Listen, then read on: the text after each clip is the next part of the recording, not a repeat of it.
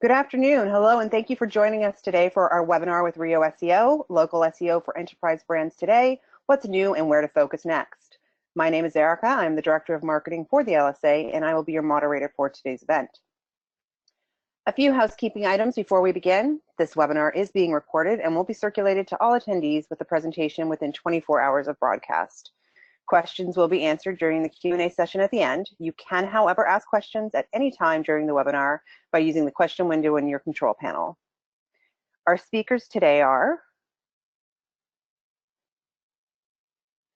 Chad Klingensmith, who is a Senior SEO Strategist at Rio SEO. He brings over 12 years of digital marketing experience and has worked with hundreds of brands across local, e-commerce, healthcare, retail, and other industries to help improve their brand's visibility in competitive markets. Joy Hawkins is the owner of the Local Search Forum and Sterling Sky. She is also the author of the Expert Guide to Local SEO, an advanced training manual for people wanting a detailed look at what it takes to succeed in the local SEO space. In addition to her consulting and training, she is a recognized leader and speaker on the local SEO circuit. You can also find her on Twitter, volunteering as a product expert on the Google My Business forum. Krystal Taing leads local product strategy for Rio SEO. She helps global enterprise brands across hundreds of thousands of locations in finance and insurance, retail, hospitality, healthcare, and more.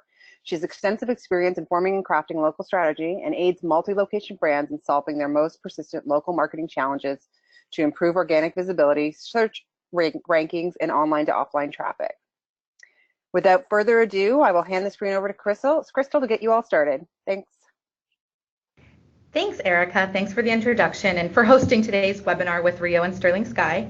Before we get started, I do want to let everyone know that we will be live tweeting throughout the webinar. Feel free to follow along or tweet at us at Rio_SEO.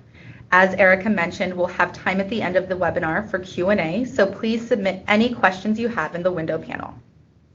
In today's webinar, myself, Chad, and Joy are going to dive into changes in local and organic ranking and how this is impacting brands large and small, the number of updates and changes being made in Google My Business and where you should focus. We'll touch on how spam, specifically listing spam, not the canned meat, reviews and categories can impact your ranking. Joy has some really great use cases that she's going to share.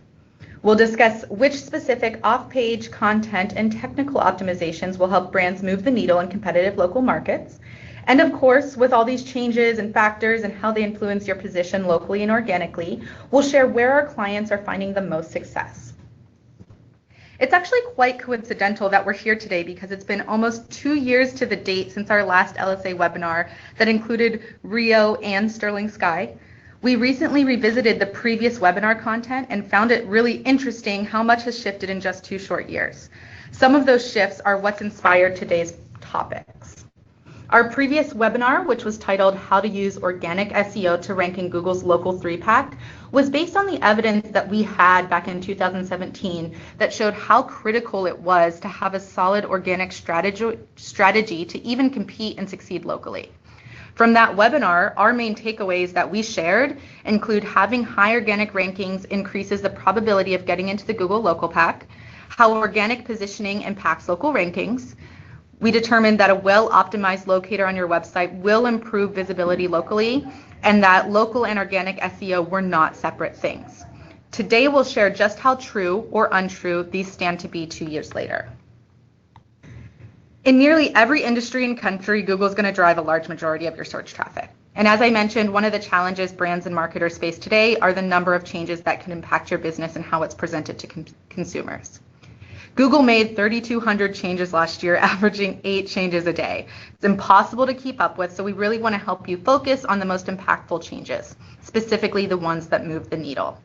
One thing that I do want to point out is that if you're interested in keeping up with all of these changes, Joy has an incredible resource on her website on Sterling Sky that's really tailored to all the changes in local. I personally keep my own list, but find myself constantly referencing her site for things I've missed, maybe things that I need additional context on, and it's really a great resource. So really just to keep updated on all the changes, especially as it relates to local and specifically Google, given how many changes they're happening and how important they are in the marketplace. So we can all agree that Google is a behemoth in search, but why are we segmenting and analyzing the local algorithm? Well, that's because more and more often we see users end their search journey at your local listing. In many cases, Google is the consumer journey. In our analysis of a couple 100,000 locations on GMB, only 1 in 69 views on Google resulted in a click to the website. Because of this, it's becoming increasingly important to focus on your local strategies and prioritize this over other initiatives. Your goals, your KPIs for local should really be the actions users are taking on your listings. Everything you do should really optimize and encourage engagement. You got to give users what they're expecting to see on your listing or entice them to click for more.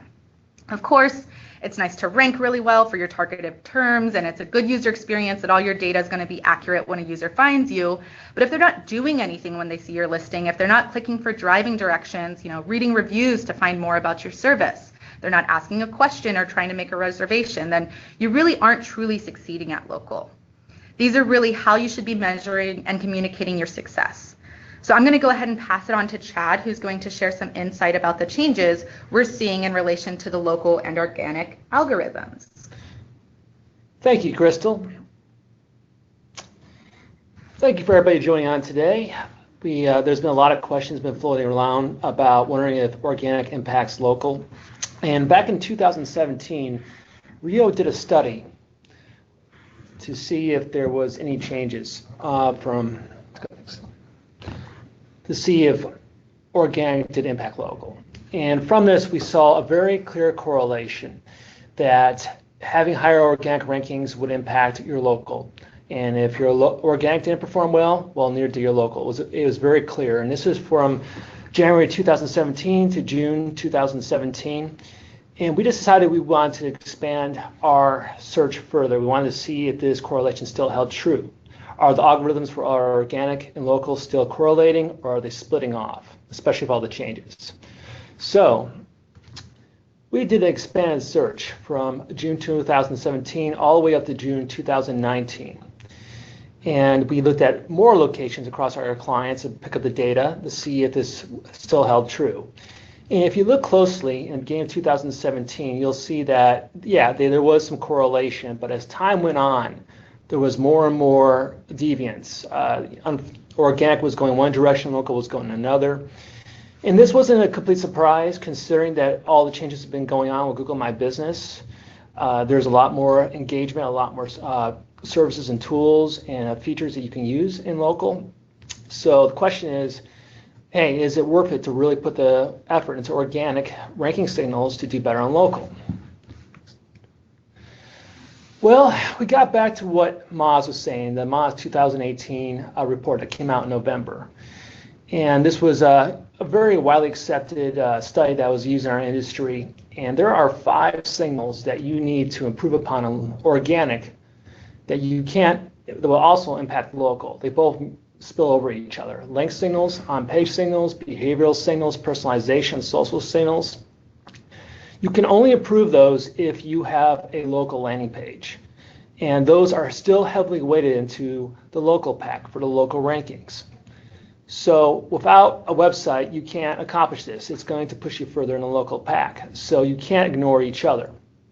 Next slide, please. And we also looked at how this has changed from 2017 to 2018. Obviously, Google My Business Signals is a much more powerful local ranking signal. But link signals is still very strong for the local pack, for local rankings. On-page signals, those are the updates you take for, say, your SEO optimization, your content, etc. You need a landing page for that. Review signals obviously is very strong for local. We all know that. Behavioral signals, personalization, especially behavioral signals, engagement, what you do on the website for organic is still, you need to have a local landing page to accomplish this. Next slide, please. So what's the future of organic SEO to impact local? Well, there's a few things you need to pay attention to. You need to have a well-optimized local landing page if you want to perform well for both organic and local. And this is also true for service area businesses. If you're trying to push a service area business, you can only claim one listing. And when you claim that listing, you have an option to tell Google My Business, hey, this is the area that we're promoting. But if you're trying to reach out to other areas for whatever you're pushing. Say you're a plumber, you're living in this, your office is in, say, this city, and you want to target other cities, you need to have organic landing pages that talk to this. And if you don't have that, all you have is one listing for Google My Business.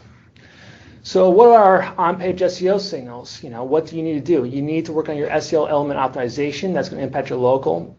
And one thing Rio has really been pushing a lot is using custom long-form hyperlocal content. This is how, when you have several locations and you want to speak to your users and customers in that particular location. This improves rankings and also improves voice search optimization. People might be asking questions, and for say long tail keywords, say where can I find a plumber that's open after 8 o'clock where I'm at? Well, it's kind of hard to speak about that in a Google My Business listing, but you can with custom content and custom copy you have in your local landing page. Organic SEO is still worth it. It's worth the fight. Next slide, please. So there was a challenge that Rio was presented with a while ago. We had a nationwide pharmaceutical retailer that was really having a tough time in the New York City market. They had some very stiff competition. They wanted to perform better, and they came to us and asked us, what can we do to give us an extra push? This client had already many location pages that were well optimized, but they wanted to take things a step further. So to respond to that challenge, we decided to develop custom content. This is text talking about cross streets, talking about services that these locations offer. And we tested this for this market. And there we decided to compare how well this client was performing in the second quarter of 2017 compared to the second quarter of 2018. We applied this content in the first quarter of 2018. When we did this, we saw an 80% jump in clicks and over 200% increase in impressions. And again, this is work that's being done on the organic side, on the local landing page. And that also helped them perform better locally as well. So I'm here to field any more questions. It's, again, organic is going to be very important. But I'm going to go ahead and send this over to Joy. Thanks a lot.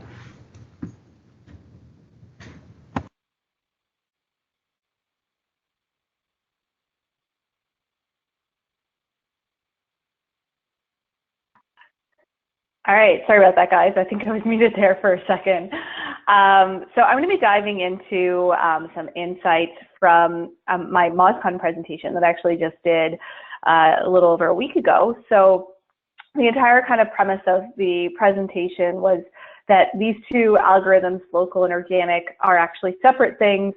I'm going to dive into some of the things specific to the local pack rankings, to kind of explain why there is so much difference between the two.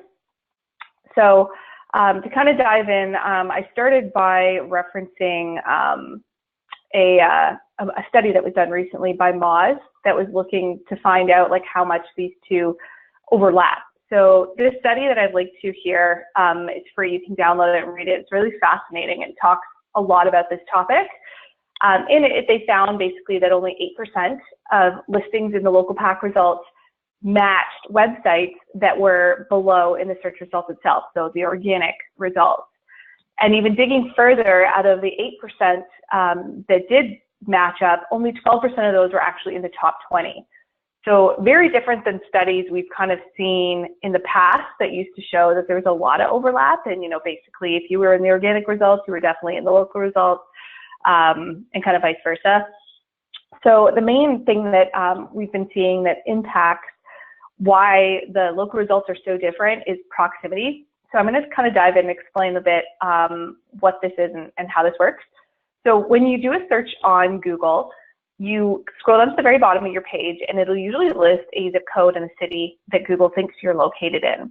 So this location, how Google has you pinpointed, impacts what you see very drastically. And I'll be sharing quite a few examples here. According to the Moz Local Search Ranking Factors study that Chad mentioned earlier, the proximity, or it's like the user's location, to make it more like plain English, is the #1 ranking factor that dictates local pack rankings. So the most important thing you can possibly have as an influence is your location. To kind of illustrate this a bit better, there was a study that was done by Juris Digital recently where they took one single keyword for a law firm, and I think it was something like personal injury lawyer, and they searched that from 138 different zip codes. And they see in the graph here, there was 82 different law firms that were represented. So depending on your location when you were searching, even though you're searching the exact same keyword, the local results were vastly different. I have a link to the study down below there if you want to read the whole thing. To help illustrate this even further, there is a tool that we use quite a bit at my agency called the Local Falcon.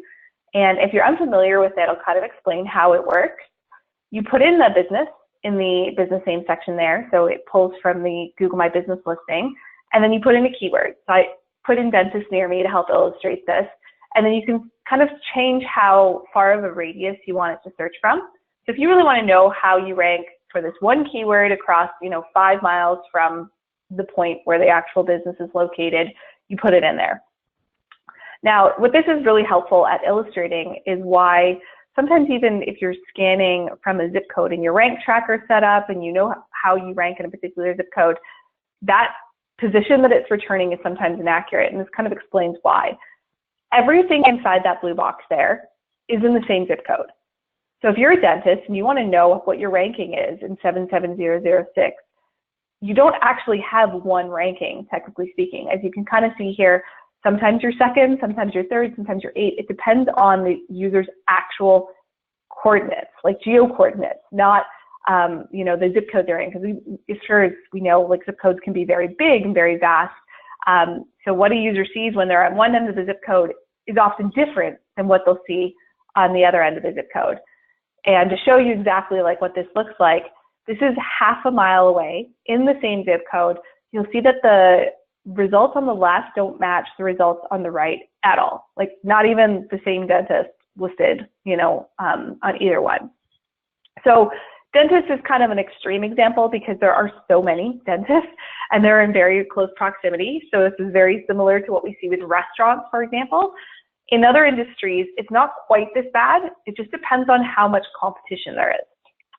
So flipping kind of to the organic side, how much proximity to the searcher matters on the organic side. It does matter. Your location does get factored into what Google shows you, but not as much. It's the 27th ranking factor according to the same survey. So like compare that with, being number one, quite different. And to kind of illustrate this a bit better, we kind of repeated the study that Juris Digital did, but we wanted to look at organic versus local.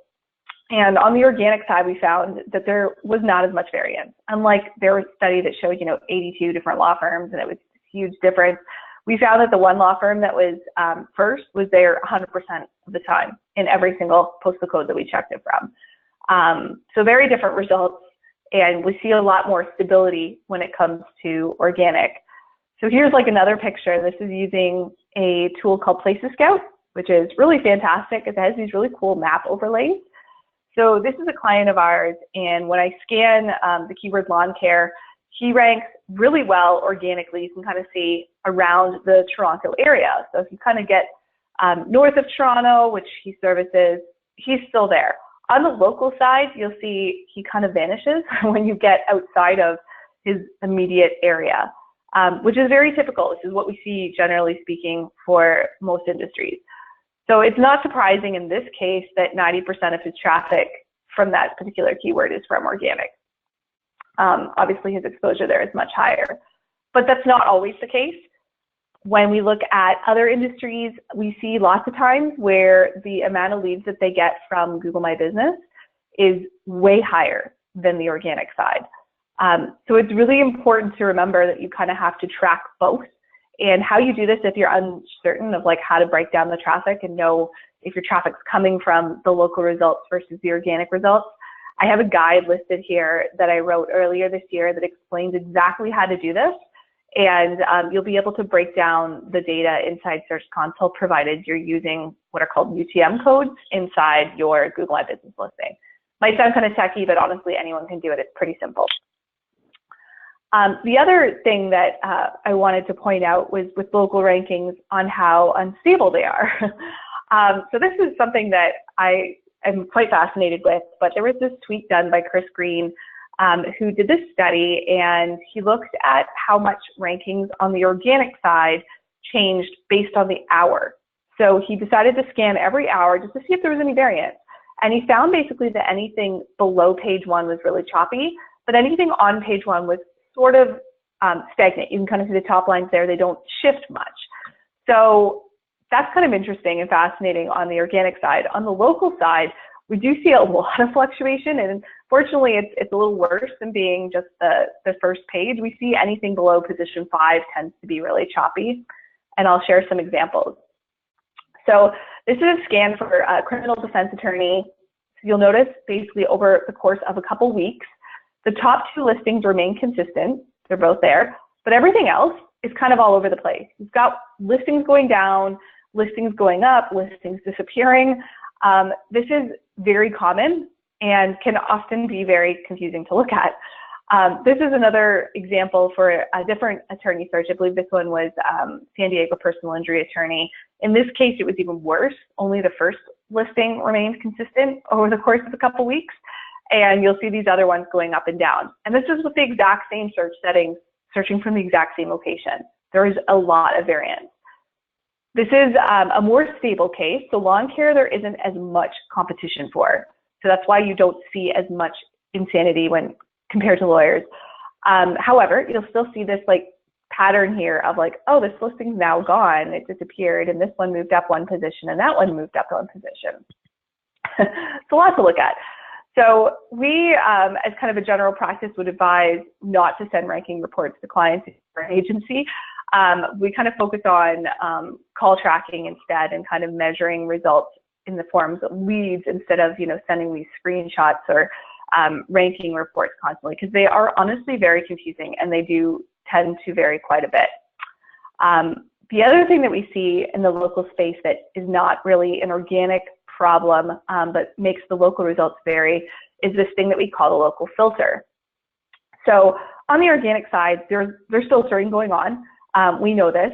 There is a organic filter that looks for duplicate content. So if you have 15 pages on your website that talk about the same topic, generally Google will pick 1, maybe 2, and then they'll filter the rest. And this is intentional. We kind of all know about this. I wrote an article actually about how this impacts big brands on a local level that you should definitely check out if you're not super familiar with how that works. But that's actually not what I'm talking about here. I'm talking about what we call the Possum Filter, which is something that only impacts the local results, and it's designed to basically filter out listings based on their location. So this is only if you have listings in the same industry. So think about a real estate office where you have 15 realtors working out of the same office. They're all using the same categories. They all want to rank for real estate terms. They don't. Google generally picks, 1 or 2 of the top listings and filter the others. So we actually have had this happen, and I'll illustrate how this works. You go to Google, you type in, here is a search for an attorney. You type in personal injury attorney Palmdale, for example. You would see the one in green on the left is the only one there. But if you zoom in once, you'll actually get all these other listings that are at the same address that are also lawyers that don't show up anywhere initially unless you zoom in. So these are filtered listings, and this is how you can tell that your listing's been filtered. So when we had a client that was filtered, was a real estate agent, we found that 2 realtors were ranking, 3 were filtered, which is typical, and those are just the top 20 results. I didn't go back to page 2 or 3 to find out how many more there were. And we see this a lot, so list is not even there. One of the main culprits of this, or reasons why we see good businesses get filtered that shouldn't be filtered, in my opinion, is this concept called keyword stuffing, which I'm going to explain a bit about. So you'll see in this example here, this was actually the culprit that was filtering out our client. And when we went to their listing, it was listed as their name, then the name of the city, then the words real estate professional. And although that might not look like a problem, it's actually against Google's guidelines to do this. Technically, their guidelines state it should just have, in this case, the realtor's name, and everything additional is a violation of guidelines, but it has a huge impact on ranking. So essentially, just to recap, by them kind of cheating and violating guidelines, it actually causes them to rank, and my client is getting filtered as a result. So imagine kind of how the business owners that aren't breaking guidelines would feel about this. Not generally great. So this kind of ties into another thing that I'm going to touch on a bit, which is what I call fake listings, Both of these things are violating the exact same terms that Google has, which are their terms for Google My Business. And I'll explain what you should do about both these cases, but I'll jump into the second case first before I kind of explain the to-dos and what you should do if you are in this scenario.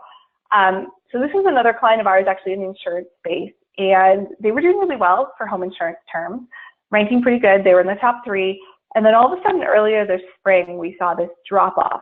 So you'll kind of see here they were ranking, then they drop off, and then you'll notice they went back to 3.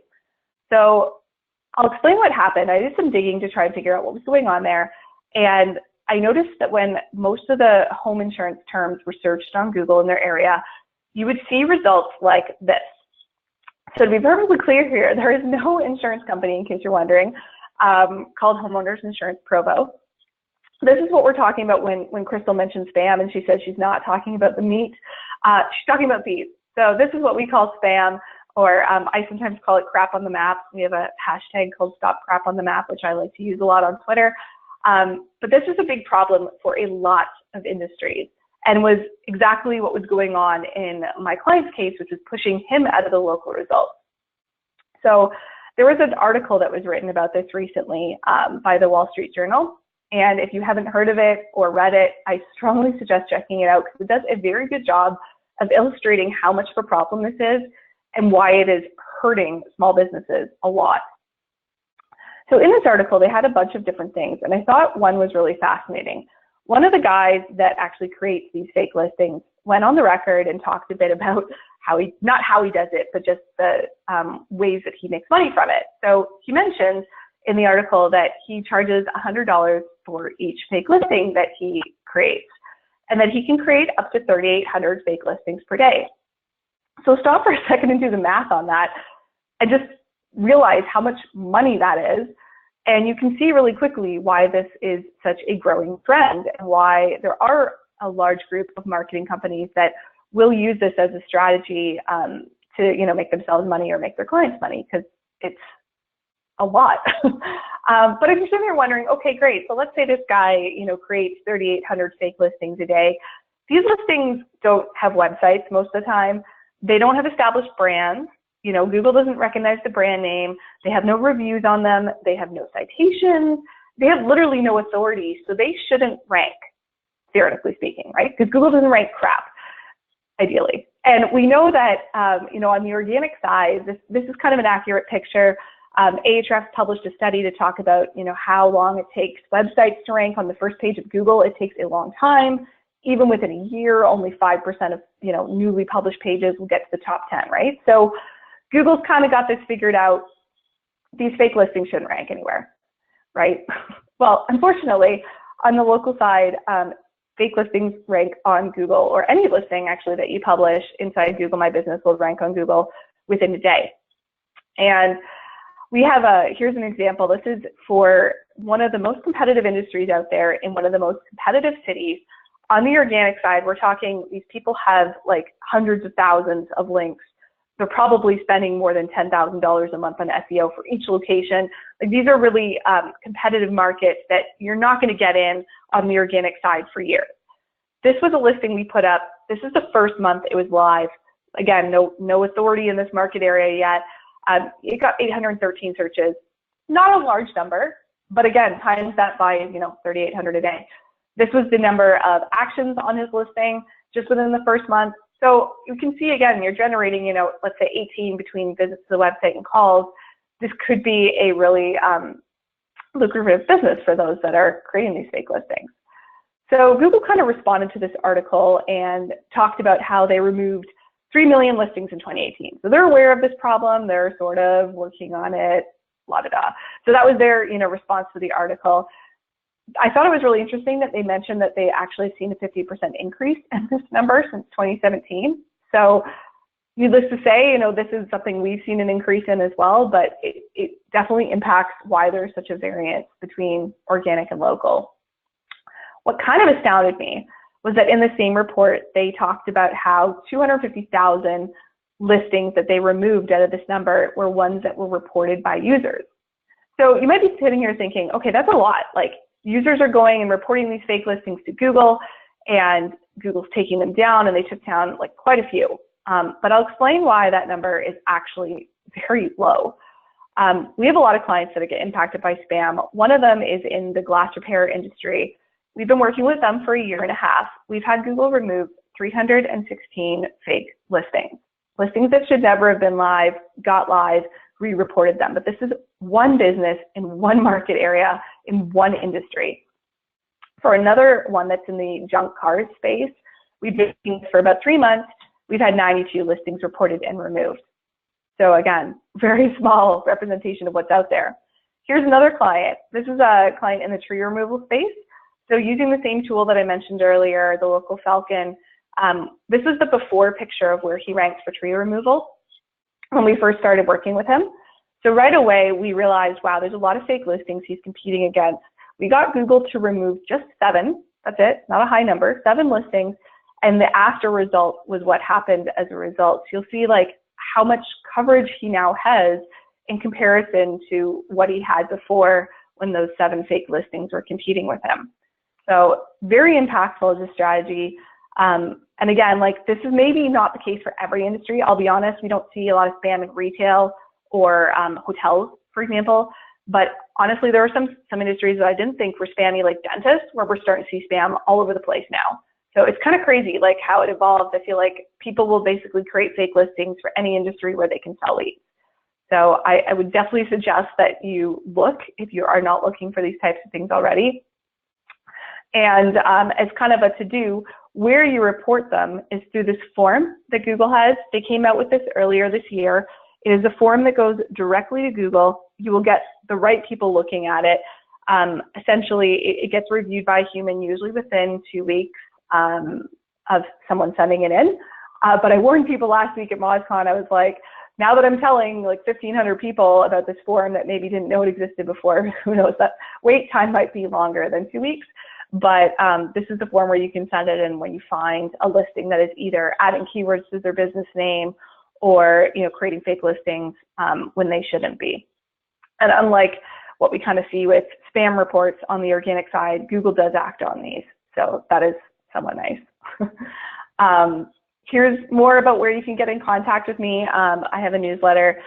Krystal mentioned that resource on our website that we have. It's free. It highlights all the recent changes that Google's been making, and then I try to include all of those in my weekly newsletter. I also do have a training guide that is like a paid thing for people wanting to learn about local SEO. So there's a promo code there. But yeah, that's it for me.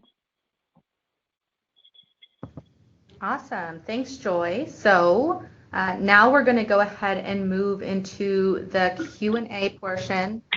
I'm going to try and get the mouse back. There we go.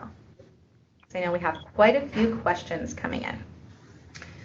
All right, and if you have questions and you didn't submit them, feel free to submit them in the box now. The first question we have is, please expand more on what types of things are hyperlocal content. So maybe Chad, if you want to take this. And then... Sure. So hyperlocal content is when we actually, this is the copy, this is the text used in the body form of your landing page. A well-optimized landing page will already have the NAP, the name, address, and phone number, and everything that is relevant for a local user trying to find out what they can get from a local business to develop so they can contact them or visit a restaurant, etc. But the custom content itself talks about the business more in details. It talks about cross streets. It talks about what it's next to. It gives more information locally about what this business is about. It also goes in further details about the services and products of this location. It's very common, we see this all the time, where we might have a client or a prospect or someone who's interested and they don't have any main body content at all, or maybe just some templated content. This is just a few words that's used over and over again against multiple locations. We always localize this content. We make sure that it's using phrases that are relevant to the city and zip code. But to take things a step further, to make this unique, that's something that Google appreciates. That's something the user can appreciate. They want to find out more about this business. This is something that can help both improve rankings, especially long tail keywords that talk about this business. So we're a true believer of that here at Rio. We have plenty of case studies that have shown evidence that this works. So I hope that answers your question, David. Thank you. Yeah, and then also, I know obviously Joy's mentioned this, but a great resource just for everything to do locals, local you, and they do deep dives. And just this week they did roll out a deep dive where they talk about content and gave some great tips. So if you have time, you need to download a podcast this week. That's definitely a recommendation. All right. I do see a couple people asked about, the download of the presentation. Yes, we'll share that over to everyone, all the attendees by tomorrow. Joy, a question for you. So what do you mean by zoomed in on the filter to see filtered out listings? How do you do the zoom? Yeah, so literally I'll try to explain this in words. It's easier to do when I have a computer, but so you do a search on Google. Let's say you type in dentist Miami, and you get the traditional 3 results that show up. Usually right underneath it, there's something that says more, where you click to get the full list. So we call that full list that you get. Usually there's 28 per page, the local finder. That's the terminology that we use for it. So when you have the local finder open, basically just zoom in with your mouse, literally once, and you will find that the listings will change, and you'll see that kind of pattern that I was alluding to, especially for businesses and industries like real estate agents and lawyers and doctors. There are certain industries where this really applies to, because you usually will get a building that has, let's say, 10 law firms in it, right? Or you'll have the realtor example. I think insurance is another one, but definitely more in the professional industries the professional service industries that we see this in. Yeah, I was going to say exactly. We see it a lot with professionals. Every industry that, professionals are represented, it's common. Mm-hmm. All right. And then this one again for Joy. Can you clarify the correct way to set up Google My Business for real estate agents? Is there an example with best practices? I think this is in reference to the naming guidelines and filtering. Yeah, so honestly, if you're a realtor, use your home address. That's what I would do, because realtors work both out of their home and their office, right? My mother-in-law is a realtor, so she has an office locally that she goes to, like most do. But honestly, she works at a home way more. So it's totally fine for you to use your home address as a realtor. Just make sure you set yourself up as a service area business, because you're now adhering to those guidelines where you have to clear your address. So it actually doesn't display you probably don't want people showing up at your house anyway. But there's a clear option inside the Google My Business dashboard. And keep in mind, you're only allowed one listing. You're not allowed to set one up at your house and then set up another one at your office. But I would strongly suggest for realtors to use their home addresses, because you're not going to run into the filter issues you'll run into if you use a shared location. All right. And then this one is kind of a broad question. What software is used to track ranking and trends? Joy, I know you shared Local Facts, Falcon, and Places Scout. Did you have any other recommendations? Yes, Bright Local, which I feel like I should have probably stuck their logo on the one slide, but they're the other one that I had the screenshots from, where you saw drops in ranking and stuff in the graph. That is from Bright Local. So we use them for all of our clients as well. Perfect. And then obviously here at Rio, we have our, enterprise rank tracking, trends reports, and then oftentimes if we need more detail, more granularity, Chad will set up some custom reports for our clients. All right. This is a fun one. Why would someone pay for a fake listing? So I'll just kind of intro that, and then obviously, Joy, you can add it. One, I think, is a great example, the realtor one. Technically, if your mother-in-law were to set up another listing for her office when she already had a listing there, because maybe they're cities apart, and she wants to rank in both ones in number one position for whatever cases, and it isn't doing it the proper way, it's a quick, fast, easy way to get additional visibility and get more lead gen. But Joy, if you want to add anything to that. Yeah, so Mike Blumenthal actually did a really enlightening post on this. I'll try to get the link so that I can set it out. Because half the time the business owners do not know they're buying leads from a fake listing. I've talked to many lawyers that we work with and insurance agents that we work with that buy leads, and the lead providers don't really disclose where they get the leads from. And Mike, the reason why I want to find this article from Mike is he actually called some of these companies that you buy leads from, and he recorded the call and went through like all this stuff with the person where he was asking them like, where do you get your leads from? And the girl on the phone, like the sales girl, didn't even know that the listing that was on Google that was fake, was an insurance listing, was one that the company she worked for had created, but it was. And like, I think it's just one of those things where, these lead generating companies, they sell leads, they want to get leads in whatever way they can. And the business owners that are buying the leads often don't realize they're cannibalizing their own traffic, unfortunately. All right. So next question is, I would like to hear about short codes, which I'm not quite sure what those are. But is it advantageous to, I think he means UTM, like tracking parameters. Is it advantageous to add a short code? Should you add geo and keywords in here? And do you recommend adding short codes to all of your client locations? I take that as like a tracking parameter. UTM tracking I think parameter. he's talking about. Yeah. I think he's talking about short names, Krystal. You know the new feature that just launched in Google My Business last month. Okay. It's called short names. Okay. Yeah, that could be it. There's no harm in adding them now. They fixed the bug. There was a bug when they launched earlier this month, where adding a short name actually caused listings to just randomly disappear. So that was fun, but that's fixed now, so that shouldn't be an issue. But we've been doing, for most of our clients, we have been doing keywords, but honestly, I don't think it does anything. Like, if you've got a short name that's like Dentist Seattle, I don't think it's going to make you rank higher for the keyword Dentist Seattle. So honestly, something short and memorable is what I would go with. Yeah, I think what we've configured and have recommended to our clients as well is, are you going to be sharing this in social media campaigns or email campaigns? Where is this going? And then really base it off of that. But yeah, the shorter the better. I think they're supposed to be short, so easy to share. All right, our friend Jason has asked a few questions, of course. He wants to know if you think Google will ever get a handle on spam. I can say that they definitely are hearing about it a lot more, and at least, making the problem more visible is going to urge them to work a little bit more. But maybe Joy, I know you escalate and bring up a lot more than I do in regards to spam.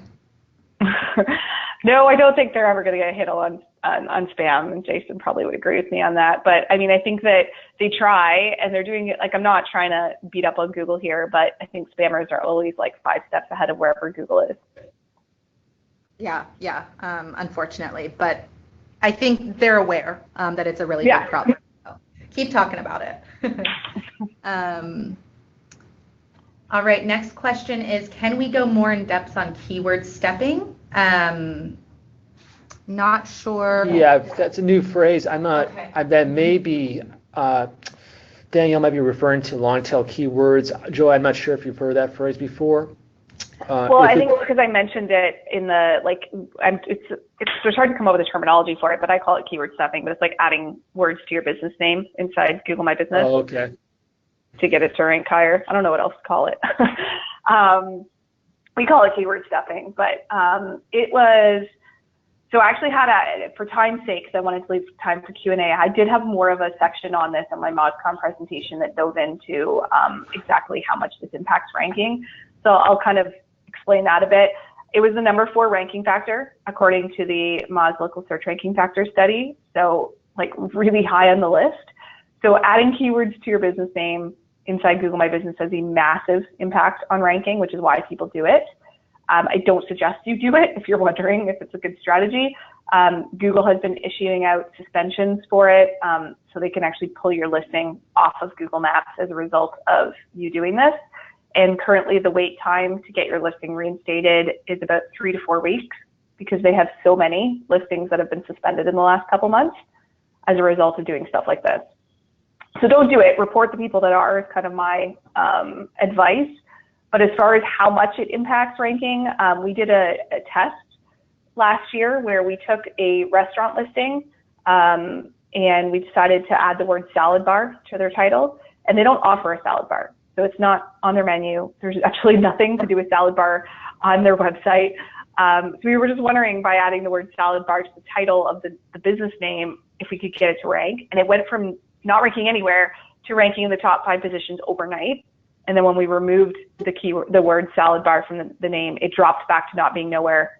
We added it back a week later, same thing happened. Like it has a drastic impact. It shouldn't.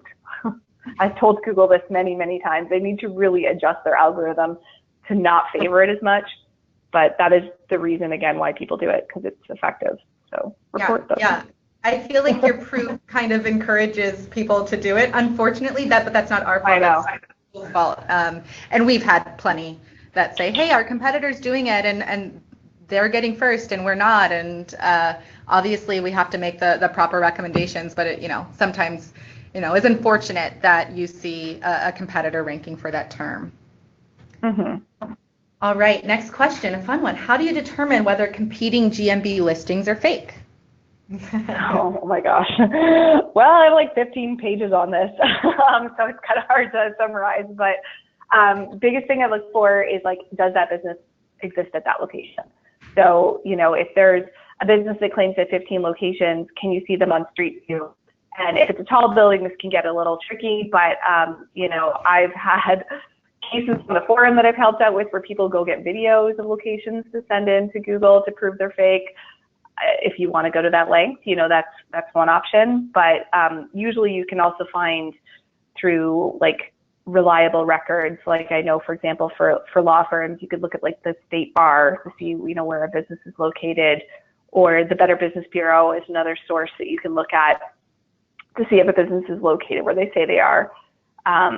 If it's a service area business, like they've got their address hidden, they're only allowed one listing. So if you find 15 listings for like a glass repair company that are all hiding their address, unless it's a franchise that is individually owned, like each location has a different owner, they are not allowed to have multiple listings.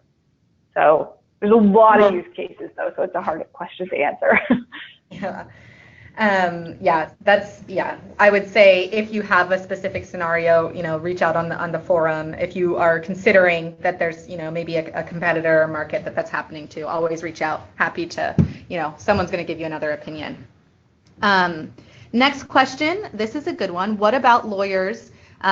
This person has a lot of lawyer clients, and they typically do their Google listing name as name_personal injury attorney. Is that okay? No.